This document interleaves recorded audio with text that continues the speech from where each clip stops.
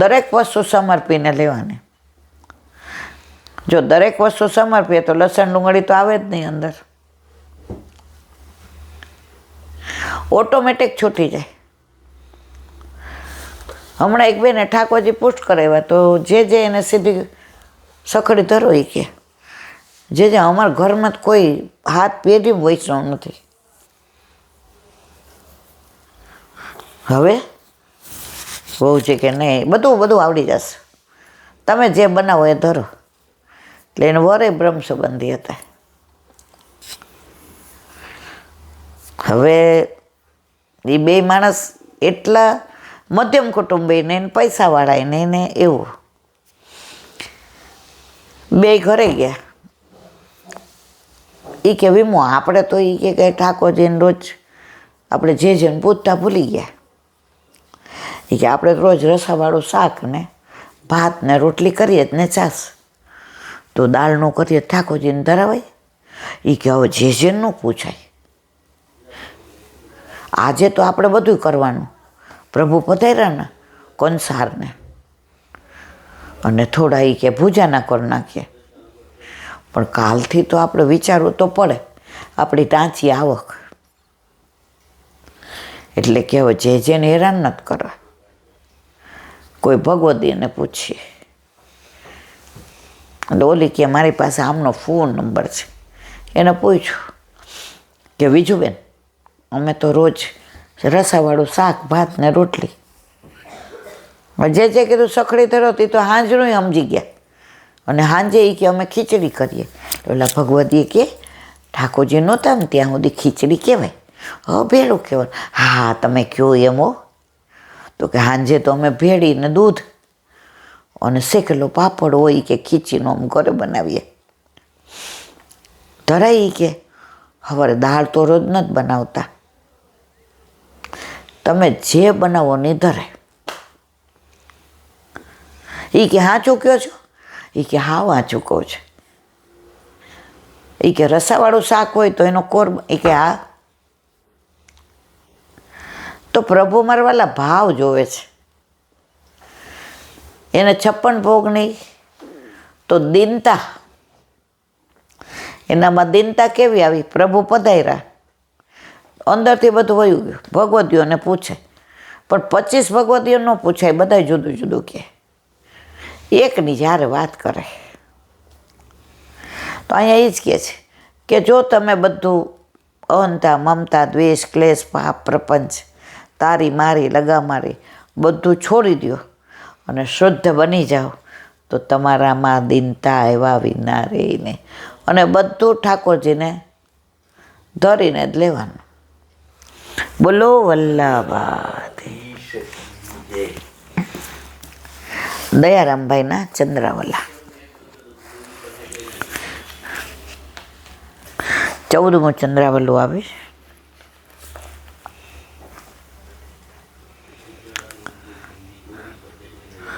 ના 13મું છે. વેણુ ગીત શ્લોક 11માં વસંત તિલકા રાગ. ધન્યાસો મૂઢ મતયોપી હરણ્યયેતા આ નંદનંદન ભૂપાત વિચિત્ર વેશમ આકર્ણ્ય વેણુ રણિતમ સહ કૃષ્ણ સારા પૂજામ દધિર્વિચિતા પ્રણાયવલોકે. હવે સંગીતમાં સખીઓ સાંભળો રે કહું છું હરણી કેરી વાત, પશુઓની માં જન્મી એને કોણ કહે સે મૂન, નંદ નંદનને નિરખી રહી છે કારણ એનું ગૂઢ, ચિંતન કરતી આ સુચરતી કર્યા સમર્પિતને, પૂજન અર્ચન કર્યું ને નથી મુખથી ન આવે વેણ, સાથે એનો પતિ ઊભો છે તે પણ પાન કરે છે આ. ધન્ય ભાગ્ય કહીએ હરણીનું, પ્રભુને પણ રીઝવે.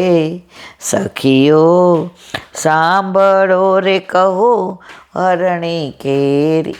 આની અંદર આવે છે વેણુ ગીતમાં. હરણીઓ ઠાકોરજીની સેવા કેવી રીતે કરે?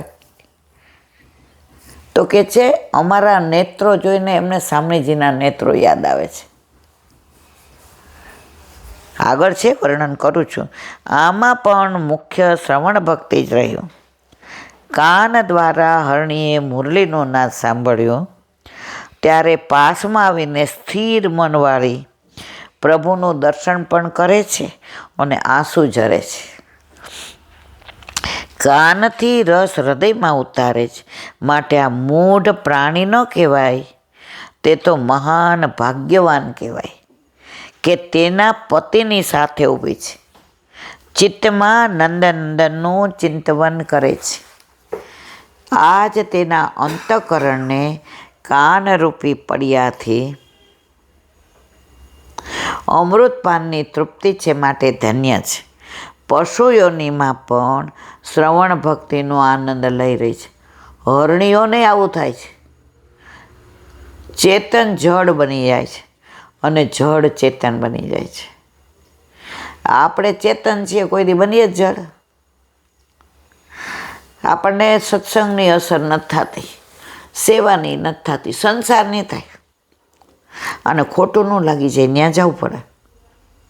કોઈ દી એવું વિચાર્યું કે ઠાકોરજીને ખોટું લાગશે તો? આજે નક્કી કર્યું એક તવા પૂરી કરવી છે અને મહેમાન આવી જાય, તરત કઢી મૂકી દઈએ. ના ભાઈ, ક્યારે કોકર થાય ને ક્યારે આટલું બધું થાય ને. તો એવું વિચારાયું કે ઠાકોરજીને ખોટું લાગે? આજે આરાધ્ય હવાર કહીને ગયો સ્કૂલે કે આજ સમોસા બનાવજો, તો 2-3 વાર બોલીએ તૃપ્તિ કે આજ સમોસા ઠાકોરજીને સેન ભોગમાં ધરાવવાના. હું કહું બેટા તૃપ્તિ, હવે સેન ભોગની તૈયારી કરો.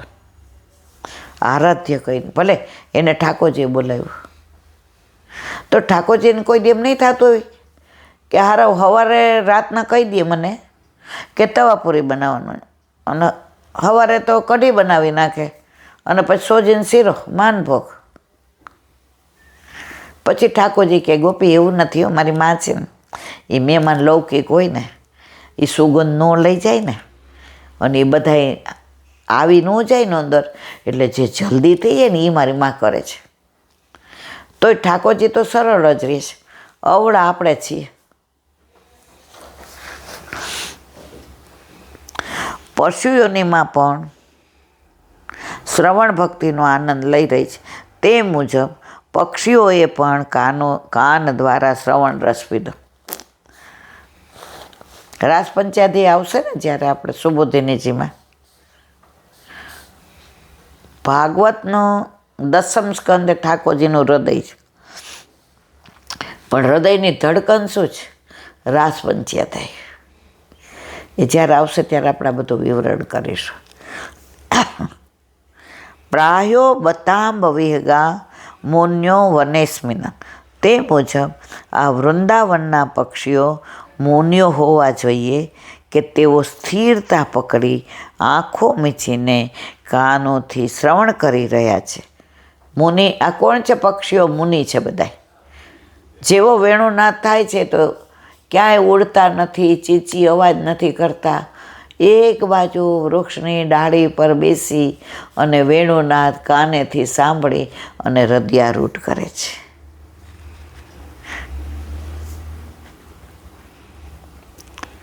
આવી શ્રવણ ભક્તિ છે, માટે સેવો શ્રી કૃષ્ણ કૃપાળ. બોલો વલ્લભાથી.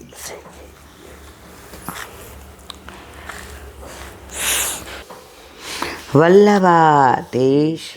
સુબોધિનીજીનું પાન વલ્લભ કરાવે તો થાય, આને સ્પર્શ કરો આપણા બસની વાત નથી.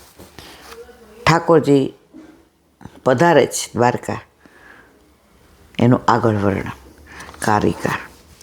ઉપચારેષુ સર્વેષુ મહારાજત્વ મુત્તતમ તસ્ય ચિહ્નમ સિતછત્રમર્જુનસ્તેન બુદ્ધિમાન. અર્થ: સર્વ પ્રકારના આદર સત્કારમાં રાજા મહારાજોને અપાતું માન સર્વથી ઉત્તમ છે. તેનું ચિહ્ન સફેદ છત્ર છે. જેને બહુ માન આપવું હોય ને એને સફેદ છત્ર એનું ચિહ્ન છે. તો ઠાકોરજીથી તો ઉત્તમ બીજું કોણ છે? છે જ પુરુષોત્તમ. અર્જુન બુદ્ધિશાળી છે. ભગવાનના માથા પર છત્ર ધરી અર્જુને પોતાની દીનતા, કોઈ દાસને ન કીધું લે તું પકડ, પોતે પકડીને ઊભો છે. તો આમાંય હમણાં દીનતાનું જ આવ્યું અને આમાંય દીનતા જ આવી. તો પોતાની દીનતા બતાવી કે હું તો તમારો દાસ છું. તો પોતે છત્ર પકડીને ઊભો રહ્યો. સુબોધીને છે પ્રિય અર્જુનને ભગવાન પ્રિય છે એમ કહેવાથી ભગવાને એનું ઘણું કાર્ય કર્યું છે એમ સૂચવે છે. પ્રિયતમ એટલે યુધિષ્ઠિર કરતાં પણ ભગવાન અર્જુનને વધારે પ્રિય છે. તેથી પોતાની દીનતા બતાવવા અર્જુને મહારાજાને યોગ્ય છત્ર ભગવાન પર ધર્યો. આમ લૌકિક લાજ શરમ છોડી દીધી. પોતે રાજા હતો ને, જીતી ગયા હતા હસ્તિનાપુર, બધું છોડીને ઓલો જે દાસ ઊભો રહ્યો ને એમ પોતે ઊભો રહ્યો. કારણ કે પ્રભુએ જે એનું સારથીનું કાર્ય કર્યું છે એની પાસે તો કાંઈ નથી. એટલે લાજ શરમ છોડીને પોતે સફેદ છત્ર ઠાકોરજી ઉપર ધરીને અર્જુન ઊભો રહ્યો. તે બતાવવા આશ્ચર્યવાચક પદ મૂક્યું. વ્રજને નવીંજણા. રાજા મહારાજોની સવારીમાં હોય છે એમાં મોટા પંખા પરમાદ્ભુતે તે ઘણા અદ્ભુત હતા. એટલે કે એ પંખાઓમાંથી જ શીતળ સુગંધીજનક વાયુ વાર્યો હતો. ભગવાનની આવી શોભાયાત્રા રાજમાર્ગથી જતી હતી ત્યારે માર્ગની આજુબાજુની દુકાનો અને ઘરમાં રહેતા હસ્તિનાપુરવાસીઓ પુષ્પવૃષ્ટિ કરતા હતા. એથી રેજે પરમેશોમાં પ્રાપ્તવાન ભગવાન ખૂબ જ શોભી રહ્યા હતા.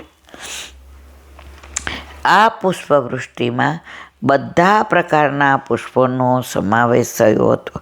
કારણ કે અહીં વસંત ઋતુ જેવા જ ભગવાન આવિર્ભૂત હતા. જો અત્યારે વસંત ઋતુ તો એનું જ અનુસંધાન આવ્યું. આપણે કાંઈ ચાહીને તો આપવાનું ખોયડું નથી. એટલે વલ્લભને સત્સંગમાં આનંદ આવે છે એની પ્રતીતિ કરાવી દે છે. આજે કુમાર વિશ્વાસે દિવ્ય ભાસ્કરમાં લખ્યું છે વસંત માટેનું, બહુ સરસ. પણ એનું એક વાક્ય મને બહુ ગમ્યું કે વસંત કેવી કોમળ, કે કળી હોય ને એમાંથી ફૂલ ખીલે અને કળીમાંથી ફૂલ કીતા જે મૃદુ અવાજ આવે એ મૃદુ અવાજ એ વસંતનો કલરવ છે. બહુ સરસ લખ્યું છે. આપણે બધું વિવરણ નથી કરતા, આપણે બાકી જ, પણ વાંચવા જેવું છે ટૂંકમાં. એણે તો ઓલું વાક્ય કીધું મારા મનમાં ઠસી ગયું. પૂછ્યું બધાએ કે રામને તમે શું કરીને માનો, કૃષ્ણને શું કરીને માનો? તો કે રામ સપના હૈ, કૃષ્ણ અપના હૈ. પશુ હોય કે પક્ષી હોય, માણસ હોય કે દેવ હોય, વાનર હોય કે કિન્નર હોય, ગંધર્વ હોય કે વૈકુંઠવાસી હોય, બધાને ઠાકોરજી ગમે છે. આ એક જ દેવ એવો છે જેને બધા પ્રેમ કરે છે અને એ આપણને પ્રેમ કરે. જુઓ આ પુષ્ટિની પરાકાષ્ઠા જુઓ. આ વલ્લભની કૃપા વિના ના થાય મારા વાલા, અને આપણે વલ્લભના વાલા છીએ.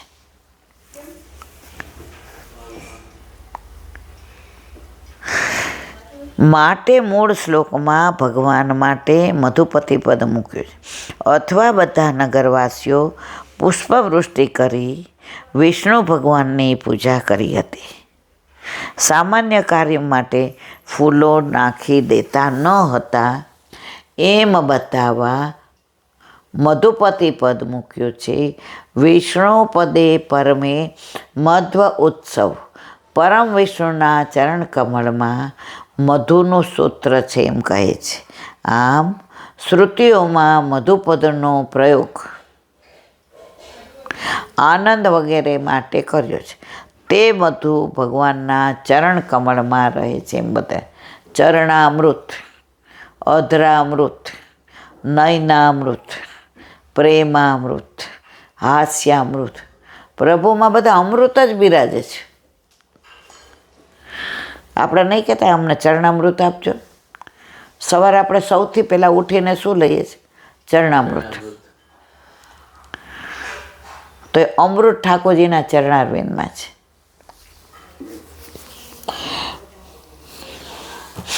પુષ્પવૃષ્ટિ કરનાર હસ્તિનાપુરવાસીઓને આ વાતનું જ્ઞાન છે કે એમના ચરણમાં અમૃત છે. એ બતાવવા મધુપતિ કયા છે. શ્રી ભગવાન સિંહાસન પર બિરાજતા હોત એના કરતાં રાજમાંથી પધારી રહ્યા હતા ત્યારે એમની શોભામાં ખૂબ વૃદ્ધિ. પુષ્પવૃષ્ટિ થાય, ચારે બાજુ બધા હસ્તિનાપુરવાસીઓ ઊભેલા હોય, સુગંધી ચારે બાજુ છૂટતી હોય, આગળ વ્રત ચાલતો હોય, અર્જુન સફેદ છત્ર હાથમાં લઈને વાજિંદ્રો વાગતા હોય, પ્રભુ સુંદર શોભી રહ્યા છે. આમ સ્ત્રી અને અન્ય વર્ણના નાગરિકના કાર્યો કહી હવે બ્રાહ્મણોએ જે કર્યું તેનું વર્ણન કરે છે. બોલો વલ્લભા શ્રીમદ ભાગવત દેવ. चंद्र सरोवर पे सूरदास जी के द्वार पे मेरा दंडवत प्रणाम. सुरभि कुंड पे परमानंदास जी के द्वार पे मेरा दंडवत प्रणाम.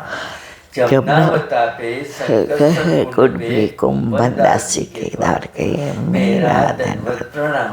बिलचू कुंड पे कृष्णदास जी के द्वार पे मेरा दंडवत प्रणाम. कदम खंडी पे गोविंद स्वामी के द्वार पे मेरा दंडवत प्रणाम. अप्सरा कुंड पे चित्त स्वामी के द्वार पे मेरा दंडवत प्रणाम. मानसी गंगा पे नंददास जी के द्वार पे मेरा दंडवत प्रणाम. रुद्र कुंड पे छत्रभुज दासी के द्वार पे मेरा दंडवत प्रणाम. व्रज विलास व्रजनी गोपिकाओने मारा दंडवत प्रणाम. हे वल्लभ, સવારથી અત્યાર સુધી સેવા સ્મરણ સત્સંગ જે પણ તે કરાવ્યું તે તારા ચરણારવિંદમાં સમર્પણ કરું છું. ભૂલ અપરાધ થઈ હોય તો ક્ષમા કરજો. બોલો વલ્લભાધીશ કી. દ્રઢયેન ચરણ કેરો ભરોસો. દ્રઢયેન ચરણ કેરો. શ્રી વલ્લભ ચંદ્ર ચટામીન સભાજુગમાજ અંધેરો ભરોસો. દ્રઢયેન ચરણ કેરો. साधन और नहीं आ करनी में चासु होयनिवे. सूर का कहे द्विविध आंधरो बिना मोल को चेरो भरोसो.